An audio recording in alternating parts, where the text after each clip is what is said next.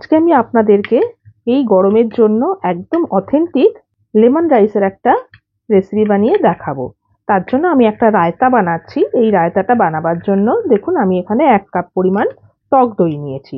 টক দইটাকে ভালো করে আমি ফেটিয়ে নিচ্ছি, কারণ লেমন রাইসের সাথে কিন্তু রায়তাটা মাস্ট। ভালো করে আমার ফেটানো হয়ে গেছে। আমি দিচ্ছি এবারে স্বাদ মতো নুন। নুনটা ভালো করে আমি মিশিয়ে নিলাম। এবার এখানে আমি দিচ্ছি এই 1.5 টেবিল স্পুন মতো শসা কুচি,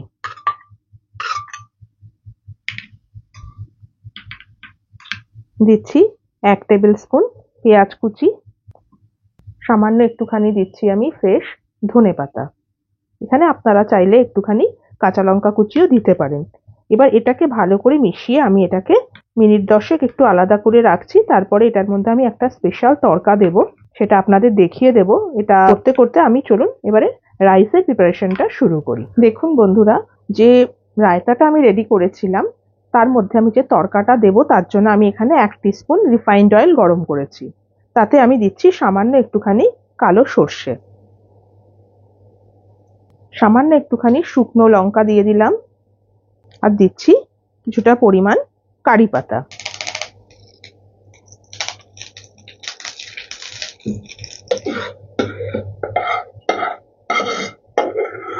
এটা আমি এবারে তুলে নিলাম। নিয়ে যে রায়তাটা আমি রেডি করেছিলাম সেই রায়তাটার মধ্যে আমি দিয়ে দিচ্ছি। ব্যাস, এটা আমার হয়ে গেল।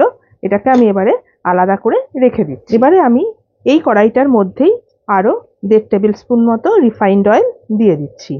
রিফাইন্ড অয়েলটা গরম হতে হতে আপনাদের দেখিয়ে দিই, আমি এখানে 200 গ্রাম পরিমাণ বাসমতি চালের ভাত আমি রান্না করে রেখেছি। এটা দিয়েই আমি এই লেমন রাইসটা তৈরি করব। আপনারা এমনি চালের ভাতও কিন্তু ব্যবহার করতে পারেন। তেলটা গরম হয়ে গেছে, দিয়ে দিচ্ছি এখানে আমি 1/2 টিস্পুন পরিমাণ সর্ষে।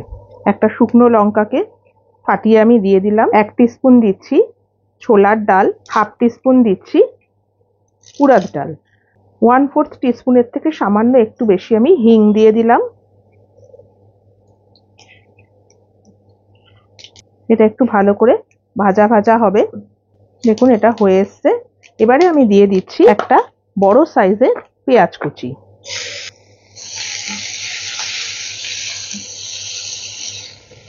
এবারে আমি দিয়ে দিচ্ছি বেশ কিছুটা পরিমাণ কারি পাতা। কিছু কাঁচা লঙ্কাকে চিড়ে আমি দিয়ে দিলাম। দিয়ে দিচ্ছি 1 টেবিল স্পুন মতো আদা কুচি।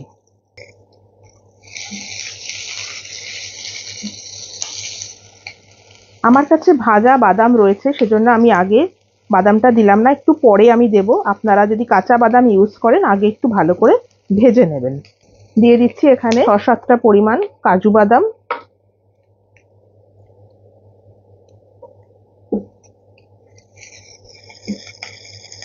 এবার দিয়ে দিচ্ছি চিনে বাদাম।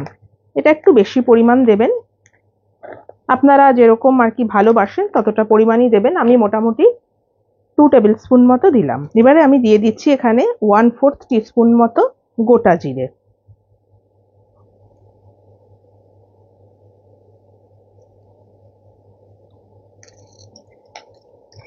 এবার আমি ভাতটা দিয়ে দিচ্ছি।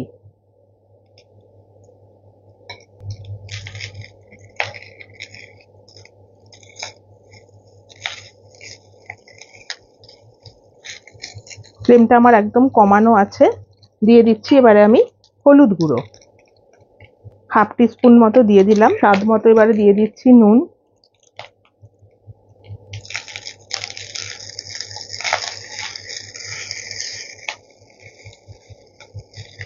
ভাতটা আগে থেকে যদি কড়া থাকে খুব তাড়াতাড়ি কিন্তু এটা হয়ে যাবে। এবার আমি ওপর থেকে দিয়ে দিচ্ছি একটু ফ্রেশ ধনেপাতা কুচি। ভালো করে একটু মিশিয়ে নিচ্ছি। দিয়ে দিচ্ছি আমি এবারে পাতিলেবুর রস,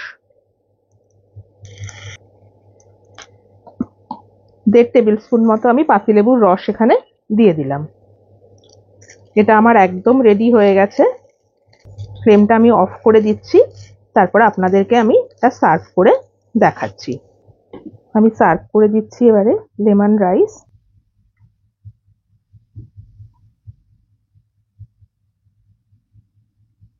দেখুন আমার এই লেমন রাইসের রেসিপি রেডি। আমি এভাবে সার্ভ করলাম, সাথে আমি রায়তাটা দিয়ে দিলাম। এভাবে অবশ্যই আপনারা কিন্তু একবার ট্রাই করবেন, দেখবেন আপনাদের সবার খুব ভালো লাগবে। আমার এই রেসিপিটা যদি আপনাদের পছন্দ হয়ে থাকে তাহলে প্লিজ আমার চ্যানেলটিকে সাবস্ক্রাইব করে আমার পাশে থাকবেন, আর একটা লাইক করতে কিন্তু ভুলবেন না। আর যদি ফেসবুক থেকে আপনারা দেখে থাকেন তাহলে আমার পেজটিকে কিন্তু ফলো করে নেবেন। আজ তাহলে চলি, আবার চলে আসবো অন্যদিন নতুন কোনো রেসিপি নিয়ে। সুস্থ থাকবেন, ভালো থাকবেন, নমস্কার।